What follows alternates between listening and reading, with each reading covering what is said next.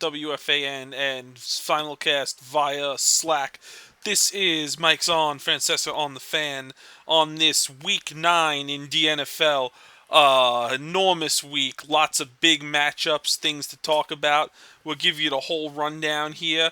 Give our picks, a little bit of predictions, what we expect to see, and take your calls after this. Alright, getting right to it. We'll start off with the #1 team in the league right now, the Purple Parrots. This team has not had a real win all season until they faced the #2 team in the league, LOTHG. This would classify as their first real win, in my opinion. However, the manager likes to make outrageous claims about how much he wins, and folks, I gotta be honest with you, he hasn't really won anything. He's more like Rex or his brother down there in New Orleans. Lots of talks, goofy things, and not really many wins. But I have to put him at the top of my list right now because you can't argue with the undefeated record. Okay, will that last? I don't know.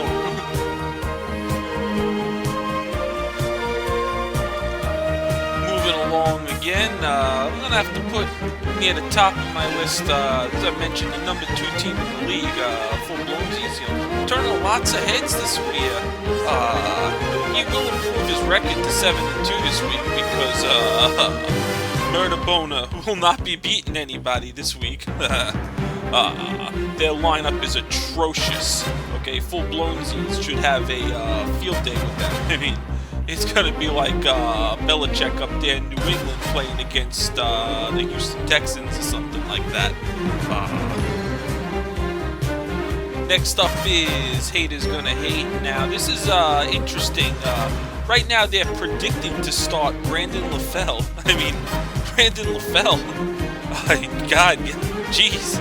Monz, I mean, is that guy even flexible? I mean, God. I mean, look, his whole team is on bye. He really didn't think this was going to be a problem for him, but at 6-2, you know, you become 6-3, and then you got to worry a little bit. I mean, you know, you worry because password is Taco. You know, he has pulled off 2 wins somehow this year, but you know, I don't know if that could happen this week.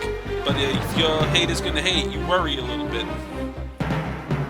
Alright, moving right along to the next team in our rankings, GGGGG. I don't even know how you're supposed to pronounce that, but maybe someone could look that up for me.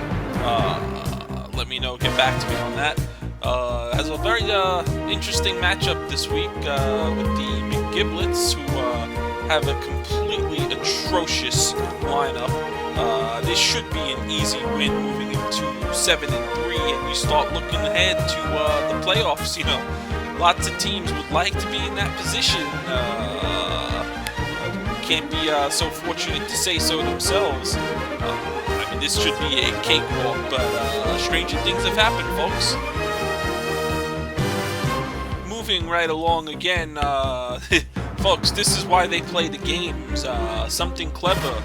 You know, I have to say, you know, he didn't draft this year in the draft until Christ himself dinked and dunked off the cross and came back for the second time. So, you know, sitting at 4-4 with a lot of points scored and good players on that lineup, you know, they could make some noise here coming you know, late in the season when it comes out to playoff time.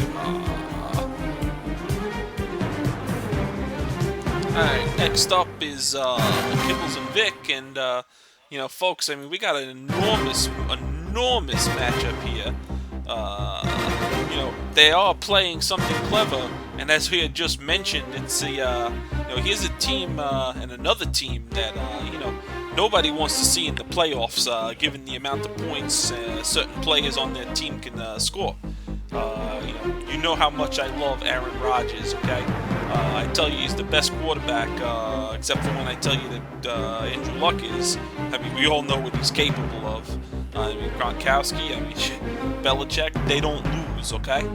You know, they could make some noise here. They beat something clever. Give the rest of the league something to worry about with all those weapons, you know. I know I ripped them off completely early in the year. But, I mean, you know, only I can change my mind. You know, nobody else can. If you call me up about that, I will make it a point to let you know that, okay? And rounding out top picks here for the week, it'll be the Heisenbergs. Now, I know they're having a little bit of a post-championship hangover, but enormous win last week. You know, lots of dinking and dunking, and you know, lots of points from unexpected players. Big Ben Watson getting some big points against haters gonna hate. Now, I mean, listen, okay? The rest of the lineup, okay? And I've told you before how much I loved Andrew Luck, but the supporting cast is just atrocious, okay? You know, it's kind of like the situation in Indianapolis right now.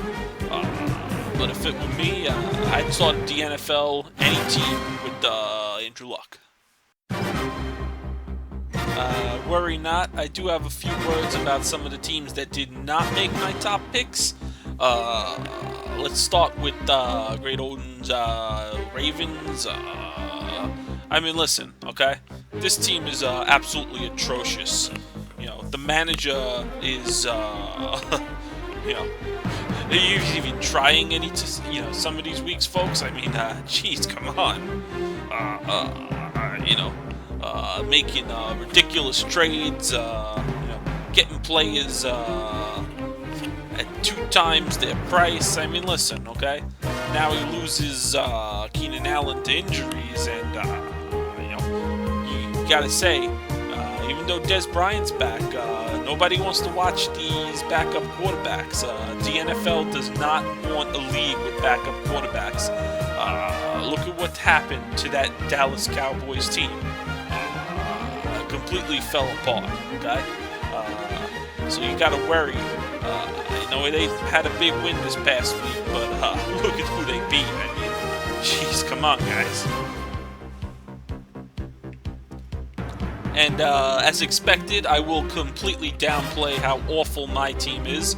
I know the lineup is completely atrocious, but you know, a couple of right pieces here and there, things fall the right way. You know, you can make some trouble for some other teams down the stretch. And I won't even begin to touch the McGiblets. I mean, come on, guys. Big, enormous injury to Le'Veon Bell. I mean, they got nothing left now. Your calls after this. Here's Mr. Met.